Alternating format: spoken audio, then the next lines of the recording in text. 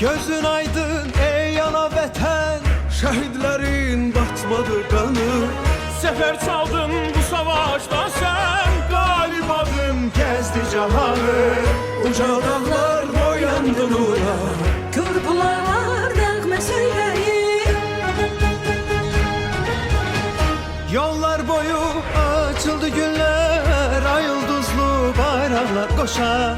Xar bülbül qalxıbdı təzə tər. Bayram edir cəng ilə şüsa, igid əskər ağ olsun üzün. Sağ ol desəm alsalar sənə, Azad edib torpaqlarını, fərəh verdin millətinə.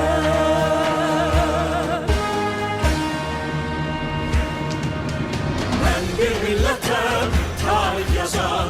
Seferin dillere dastan dursa karşında, bütün cahan vermerem öz torpağından. Ben bir milletten tarih yazan, şanlı qələbəm çıkmaz yadda. Bir ağızda deyək hər an, yaşasın Azərbaycan.